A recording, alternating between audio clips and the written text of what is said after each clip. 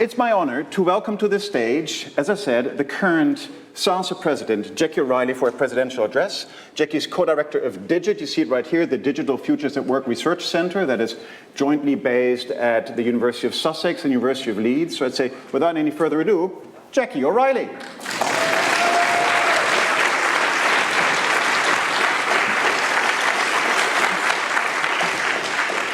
Sounds like I planted some of my kids' friends in the audience, so thanks for the cheers. Right, turn the computer on.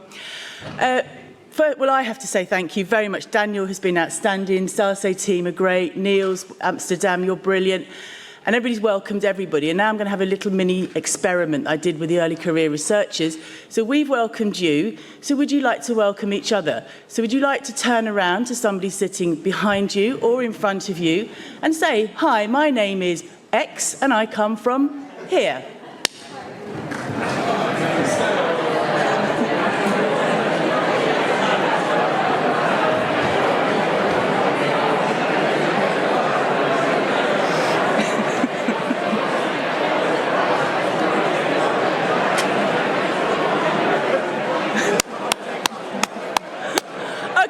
That's enough. Hello. Hello. Coo. Ding, ding, ding. Hello. Right, I think you've all... Hello. Hello. I think you've all proved what a very sociable community you are. The reason I did that is not just to have a bit of fun, but also because a third of the participants at SASE every year, it's their first time here. Now, some of us old aficionados know each other from when we were knocking around student bars, drinking lots of beer, talking about the world, when we were about 21 or something, and we've been hanging out together. So we might seem like an old clique, but what I really think is important for society is that we welcome each other. So if you see somebody on their own, or if you don't know somebody, please feel free to go and say, hi, my name is blah, I come from here, who are you and what do you do? That's what it's all about. So I think you've just proved you're all very good at that. So have a good evening. Right, okay, let's rock on. Let's pretend I'm going to keep to time. I think I've got about 20-ish minutes. Right, let's see if that works. Okay. Right, the theme of the conference is Fractious Connections in the Disruptive Age. And what I'm going to do here is I'm not going to read a finely polished paper I've been working on all year with all the nice citations and references, because partly I haven't had time to do all that. And what I thought I would do, it will come, not to worry, hold your breath. What I wanted to do is I wanted to talk about how I got to the idea of fractious connections, so you can see how ideas evolve and develop. And how we can try and make them move forward. Essentially, the main question is, how do we find new concepts to capture the current socio-economic zeitgeist of fractiousness? And can I emphasise, it is fractious is the word I'm really interested in looking at, and not fractured, or because people seem to have difficulty pronouncing it, even if their English is their first language. Because fractiousness really captures the idea of agency and action and contestation, whereas fractured is really about structures.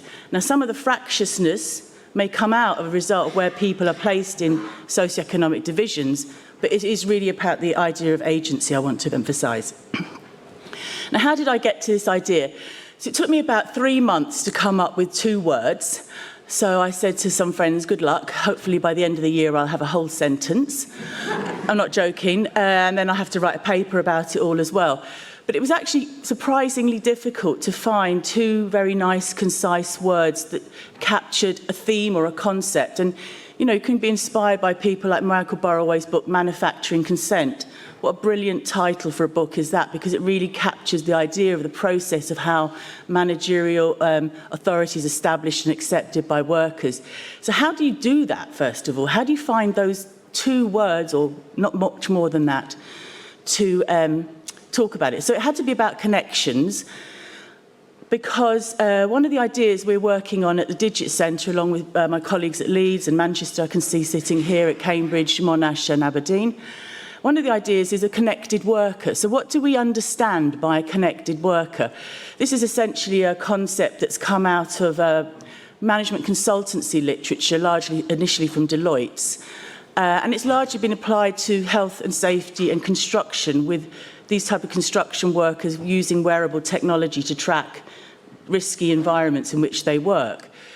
Given the pandemic, etc., we all think we're connected workers now, but what exactly does this mean, and what are the different intersectional differences in how we are connected? And the problem is, I mean, there's massive literature on connectivity, connections, social networks, Castells, etc., for decades. But empirically, it's quite hard to measure what we actually mean by connectedness, which is partly why I also wanted to take the theme of the conference beyond the connected worker and our particular focus within the Digit Centre. It had to be something that was bigger than just that digital connection work issue, something that resonated with some of the themes that you were working on in different areas of political economy, international relations, accountancy even. So this is why it was that kind of consideration, and also just basically sitting down watching the news and seeing what's gone on. I mean, living in a country which is symbolic of fractious connections, Brexit, the story that never stops giving, is a really brilliant example of why some of us don't want to be part of the European Union, some of us don't want to be part of the United Kingdom, some of us don't want to be part of any of it, etc. So we're living in this world with this constant contestation of why we're stuck together and why we seem to be pulling apart. And this is what the concept, in a sense, is trying to get at. And I will go through and explain how I think we might get a handle on it. Going back as well to what do we mean by connections, I was very influenced, obviously, by the work of Mark Granovetter, who we invited to come and give one of the SASE pre-conference salons. For those of you who don't know it, it's on the events tab at the website, and there will be available online on YouTube. And Mark Granovetter's work has been so influential and important to our discipline and our association with the concept of embeddedness, and the concept of the strength of weak ties, part of which he talks about in the salon that we had, and his more recent new books are coming out, or one that's come out in 2017.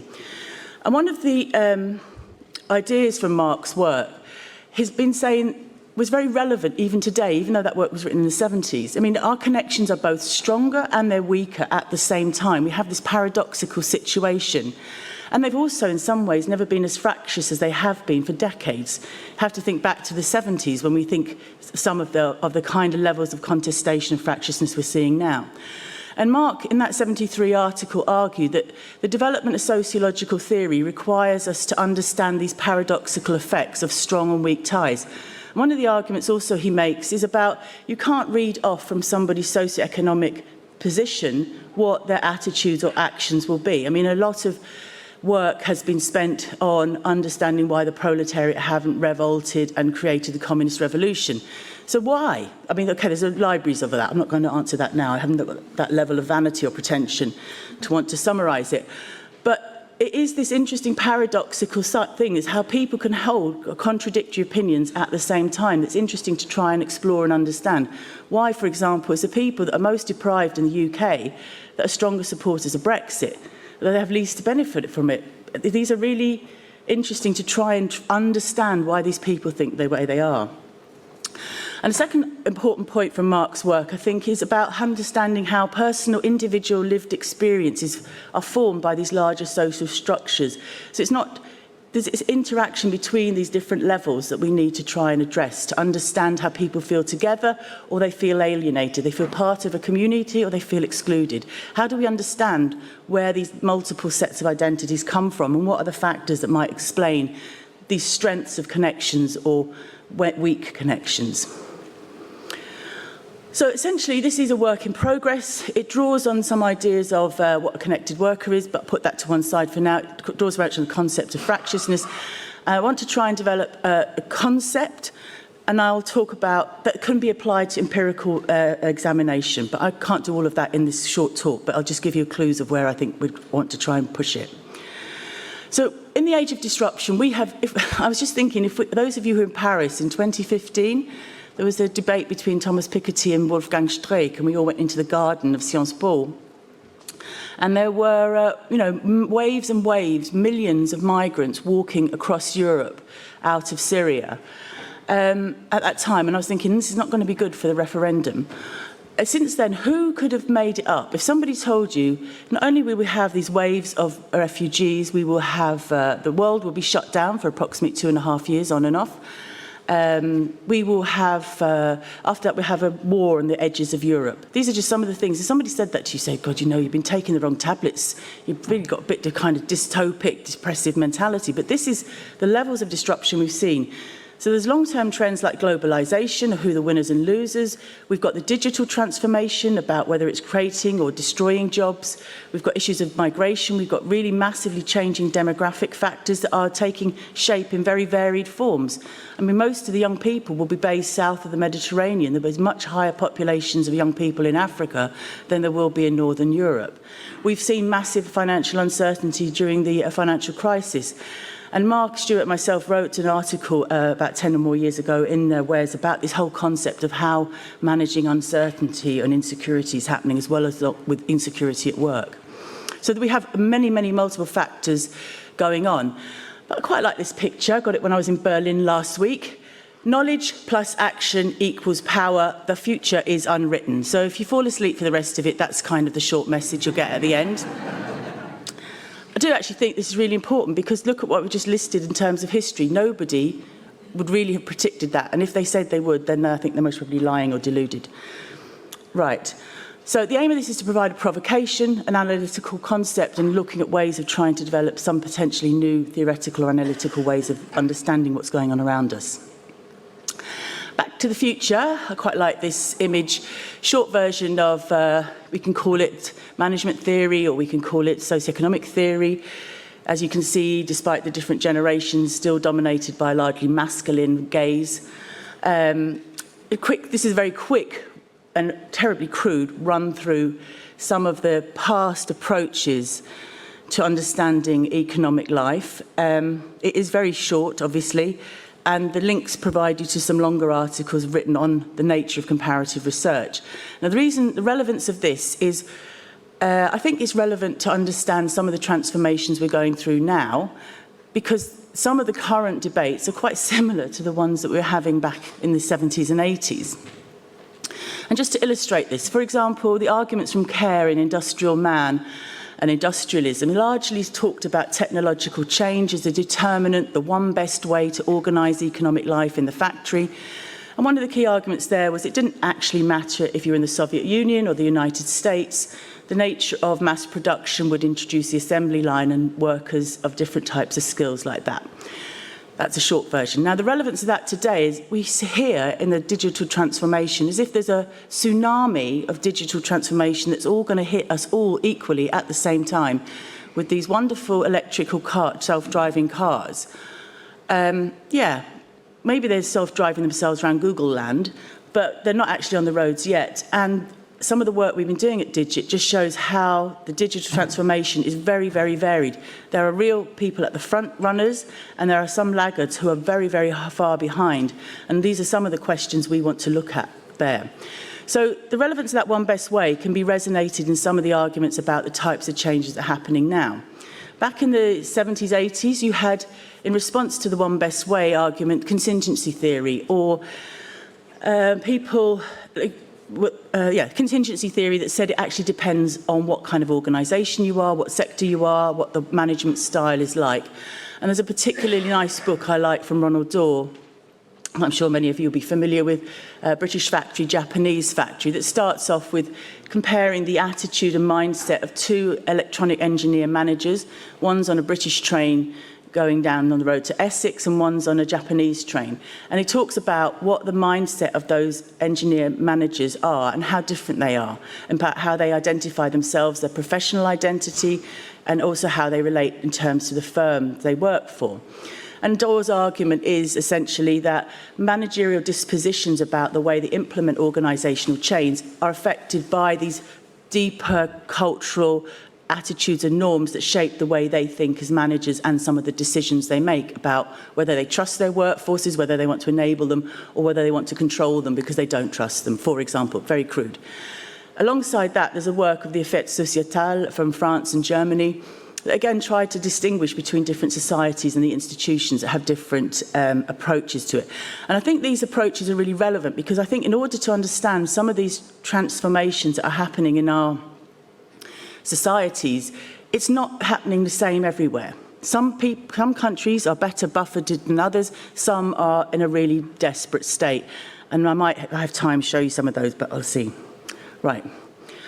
I want to briefly look at some of the issues of the concept of coordination I had in the subtitle of the conference theme.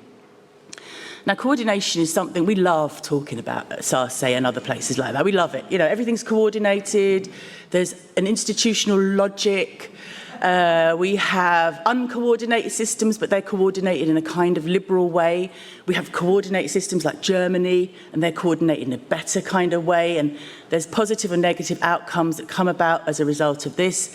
And as we know, some of these varieties of capitalism approaches, of which many of you have written a lot about, has been criticised, being very firm-centric, very static, not understanding really how change comes about. Feminist critiques, welfare state research, regime types there have broadened the perspective to go beyond the realms of the firm to take account of how social policy interacts with who's available to work, on what terms and conditions are they available to work like that, and take a broader perspective. But again, we end up with regime types. So we know that Northern Europe does better than Southern Europe and Eastern Europe, etc. We have the Esping-Anderson ones that have been rehearsed for many, many decades and criticised as well. But they give us these types of system that somehow have these inherent logics. Now, there's a very nice article from Chiara Saraceno and Wolfgang Keck that says, is that true? Actually, if we look at something as simple as education policy or policies for old people or for young people within a particular country, often these are really quite contradictory and they cross over many different types of ministries. And they don't necessarily, even within one country, have a logic that fits neatly together. They have different and competing sets of goals. And I think Chiara Saraceno's work like this is quite good in questioning, do these logics actually exist? Or, for example, do ministries compete against each other in terms of the types of goals they're trying to achieve? And they're not as complementary as some of these earlier approaches have suggested. And this brings us back to a good old-fashioned, lovely idea that I really enjoy, organised anarchy. Now, this is a kind of concept that's quite popular in some forms of leadership. I'm sure if any of you go back to read those original articles, you'll resonate with you today about the way universities are organised. So, I didn't even say much, they haven't even read the article yet, but you will love it, and the various literature they've written. I mean, some of these arguments were that certain types of policymakers in various types of institutions have solutions, and they need to find problems to put the solutions on. I'm sure you know that one, don't you? And it's a kind of a bit of a bun fight in there as to who gets their policies adopted or not. So this again questions the idea that these logics inherent in these systems. And I think this is quite a creative way to see where change comes about, or stasis, or the lack of it, rather than just assuming we repeat the same system type things we've been doing for 20 or 30 years. Right, okay, 15 minutes. Secondly, we looked at the concept of control. So we've talked about control in terms of Michael Borroway's work, I think, has been massively important. Alex Wood's following in that very same tradition. But we talk currently about surveillance as new forms of managerial control or state control. And it's Stefan Mao recently came to talk to us about his new book, The Metric Society. And there's this assumption that, oh my God, Big Brother's looking is all absolutely dreadful panopticon. But what we also saw, for example, in Borroway's work, there is always resistance and sabotage going on. You mentioned it in the previous lecture. There are always spaces where people go and try and escape for this. Surveillance doesn't always work, because if it did, we wouldn't have some of the major mess-ups we have in the security forces in many, many countries at the moment if they were so secure and surveilled. So there are these spaces of resistance that escape forms of control. So I think we need to look at how the interaction between the two, which is what I was trying to get at. And this brings us to the concepts of anarchy and activism in some ways. And these are things we don't take so much attention to anymore in SASE, although I think they can be incredibly rich, creative ways to try and think about how our societies operate in both negative and positive ways. And there are when I was organising some big research projects, I used to say it's organised anarchy. And for some reason, this was seen as something really negative, especially at the European Commission. Like, oh my God, what's mad? Is the woman crazy? But what it meant is, what do you want to do? Tell me what you want to do. What do you want to do? Right, I'll work it all out. You go and do the things you're good at, and I'll stitch it all together, and we will have a big project like that. It was brilliant. Very creative people had lots of space to work together and do what they wanted to do. And if they're bored and try to blame me, I said, well, you wrote it. If it's boring, that's your fault. I'm not joking either on that. But it can be really creative ways of thinking about that. Also, if we think about the way apps are developing, I remember writing about this in the book We Did Work in the Digital Age, the anarchic development of apps, because what are the rules out there? They're very, I mean, the 2016 referendum in the UK showed that the rules aren't very good in terms of the apps the IQ intelligentsia used to identify Leave voters who were not registered. They identified 3 million voters through the apps on Facebook and got them to register to vote. That's how they won the referendum. And if you don't believe me, watch the film Brexit, the Uncivil War. It's on Netflix. It's a kind of easy way to find out about it. So there's a kind of anarchic thing going on out there, both positive and negative things. And the reason I wanted to identify activism, and some of this we're going to talk about tomorrow as well, activism can be small acts of resistance that aren't necessarily consciously gone out there to be on the streets, We just have to think of Rosa Parks. When she sat down on the bus, in the black section of the bus, but as more white people came on, they said, you need to move because there's not enough space for the white people. She said, no, I'm tired. I've just had enough. Enough is enough, as Sajid Javid said the other day. And she didn't move. And that sparked off what was Montgomery, what became the civil rights movement, one small act of resistance. Now, why did that happen? Because lots of black people had refused to move or not sit in that section of the bus before her and after her. So why was that the act that sparked the civil rights movement in many ways, not only?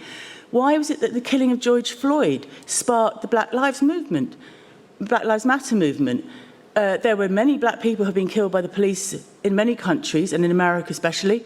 But why that one? And there's many black people who have been killed since then. So why was that the one that actually catalysed a massive event? Black Lives Matter had been organising well before George Floyd died. But the volume in which that changed, everybody's perspective on what issues of racism that we need to deal with changed at that moment. So we want to try and find these individualistic small acts and see how they relate to wider social trends. Right.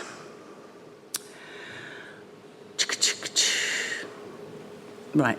Let me go to what connects us, what makes us fractious, at what level. Very briefly, the concept I'm trying to develop about fractious connections, it captures the idea of agency. It doesn't focus just on structural divisions, but it can identify those too. And it focuses on the actors in sense of their relationship with the other, whoever the other person that they're in contestation with. Okay, I'm not going to do that. So the essential elements of the concept, because I've got less than 5 minutes, are it identifies rules and norms, it identifies actors and values and how legitimacy is being contested. And let me briefly explain what I mean by that. When I talk about let's look at the rules, I want to say let's look at them on 3 levels. We can start off with rules at the macro, national or supranational level, and let's think of those as the rules of the Constitution. They define who is a citizen, how elections should be run. These tell us what the rules of the game are. Storming of the Capitol really illustrated those rules being contested. People didn't agree on what the rules of the game of how to win an election were, and still not agreeing, and still discussing it. But they illustrate one example or one level of the rules. Who is a citizen and who has the right to be a citizen? It's quite difficult actually being a British citizen. As some of my foreign friends who are now British citizens says, the citizenship test is really difficult and most British people wouldn't be able to pass the exam. Let's go to the second level, the meso level. Let's take here, obviously because of my conscious bias, the employment contract is a very nice example of a set of rules that govern a relationship between the employer and the employed. And these are clearly specified in the law about what you are and aren't allowed to do in terms of employers' rights and workers' rights. But we've seen, for example, in Vera's talk previously, how these are being contested constantly for a long time. And at the micro level, let's look at intimate relationships. There are rules about what constitutes a marriage, a civil partnership, and as we've just recently seen with the overthrow of Wade and Roe, even women's bodies are still legally being decided what rights you have over the way you use your own bodies. So there are all these rules there, first of all, and they're easy to empirically observe and see how they change over time and why. The second component is not just about the rules or the law, it's about the norms and values that embody or fill this space. So what does it mean to be a citizen? What does it mean to be an American, to be Irish, to be British, to be black British, or black German, as one of my colleagues who's coming tomorrow to talk, Sharon Otu, is part of the Schweizerdeutsche Initiative. You know, 30 years ago we were in Berlin and we talked about black Germans. Friends of mine said, that don't exist. Because obviously, you know, being German, you're white. Well, actually, they do. Here's one, or many more. But it was this kind of ideas of what citizenship means, or what does it mean to be a particular citizen. If we look at norms and values around work, some people are very, very proud of where they work.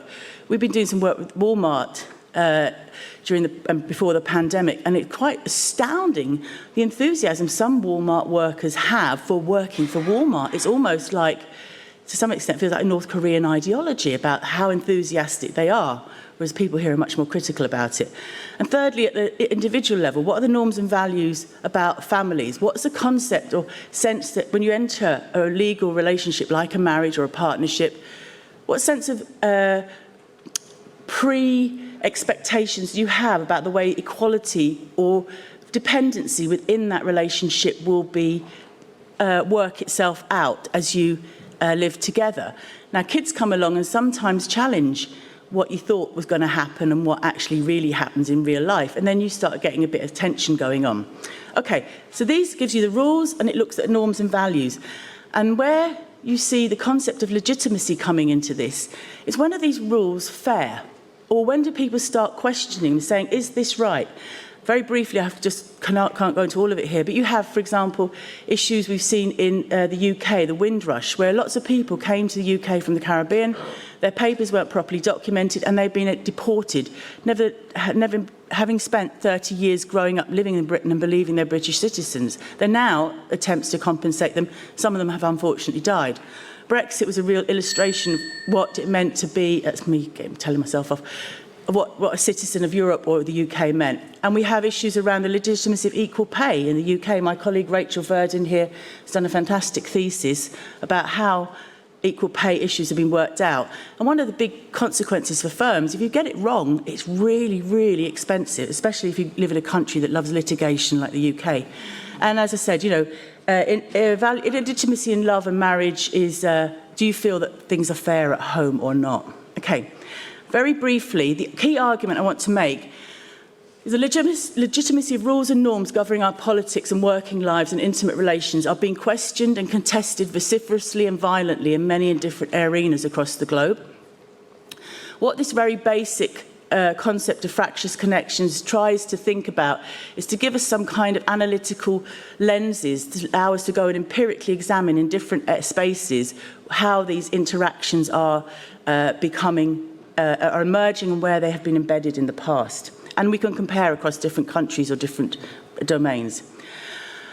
The big elephant in the room is, where's the theory? Ha-ha! It's all very well having your nice fancy concepts of how to cut up the cake, but what explains how the bits all fit together?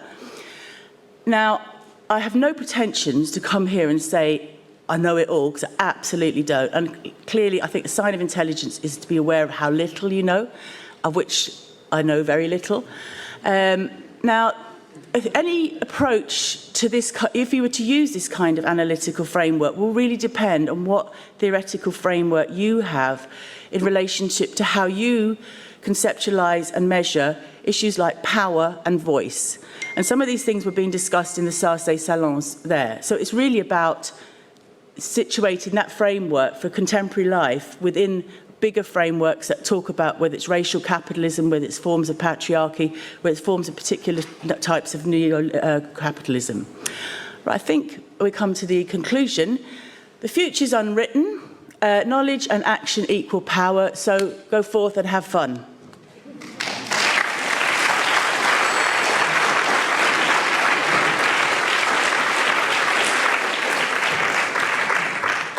Thanks, Jackie. Fantastic. Before we go to the awards, I think we do have a short moment where, if there are any questions from the audience, but maybe also comments and reflections that you have, I think we do have space for those. Also, there are two options. So I have, and I'm not quite sure what to think of them, these things right here.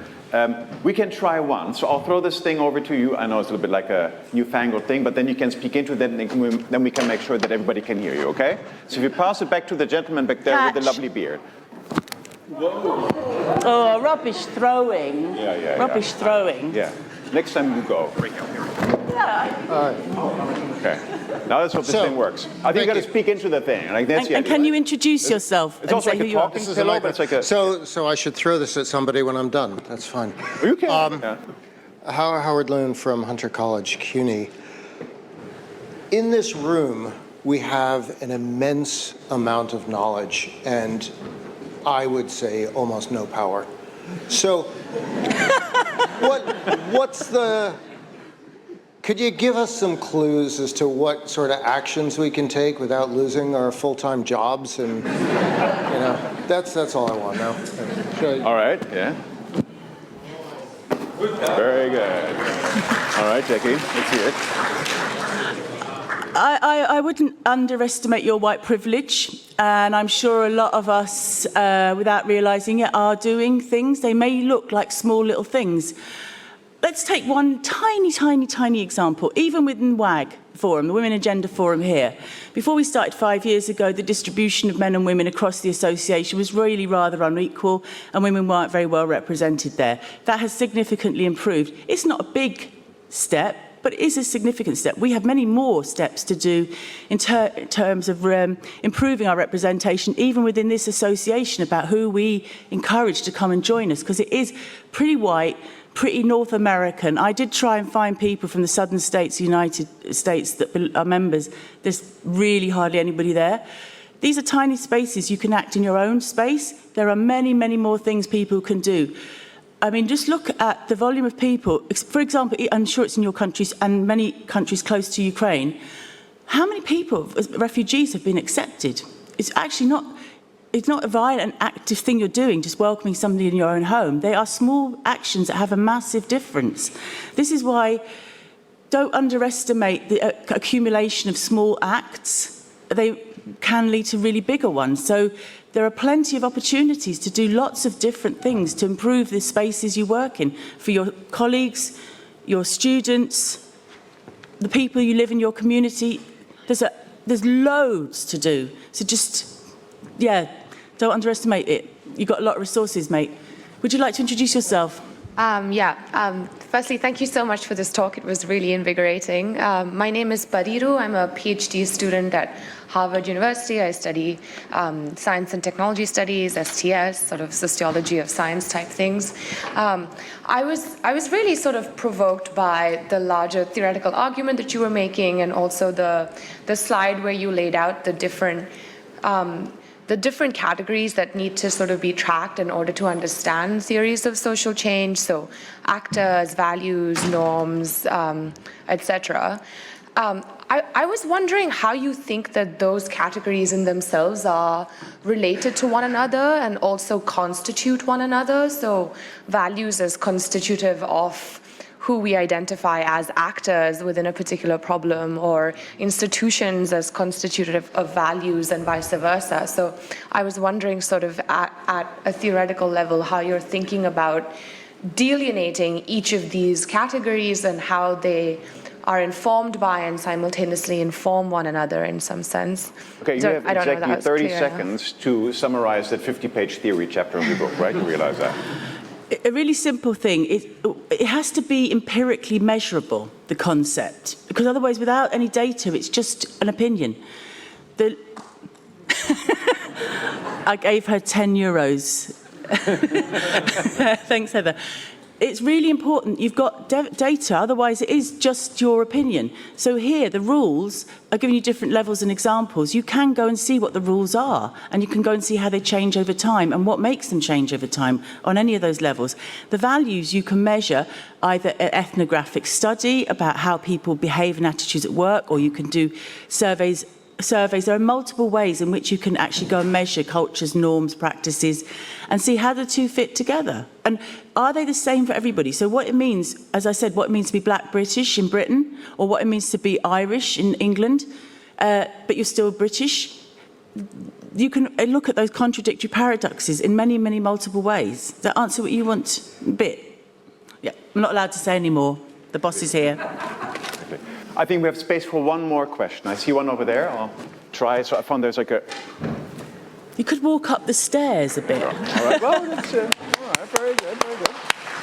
His rowing's getting better, but you're making him look good. My name's Shane Turnbull from Australia, and my question is, have you come across the alternative words for what you're describing by D. Hock, who coined the word chaotic by combining the words chaos and order, for organising the visa organisation, also the word whole on, which means both a part and a whole, and biologists coined the word tensegrity of how human nature is full of contrary opposite relationships, which can be explained by the law of requisite variety of cybernetics, which gives you a theory of why it generates variety to manage complexity. No, I don't know those words. More poor hand-eye coordination there from our organisers. Won't be on the football team. No, I don't know those words. But I think they're examples of how, if you think cyber-feminism, where did that come from? I mean, 30 years ago, you think, what on earth is all that about? Cyborgs, or this melange of different disciplines will generate a new vocabulary. And I think you only have to talk to somebody above the age of about 16, and CBA, ATM, LOL, whatever, you won't know what they're talking about. I do a bit of translating like that sometimes, working out what my kids are trying to say to me. So I think what I'm trying to do here is say, you can make up concepts, and it's not just making them up, but you can try and think of new ways of thinking to capture some of these things you've just mentioned there. And not just assume they're all in a book written by Max Weber or by Marx, and then we have to carry on with those ones. We can interact with them and make our own. Is that enough? No, but we have other things to do. So thank you again very much, Jackie. Super invigorating.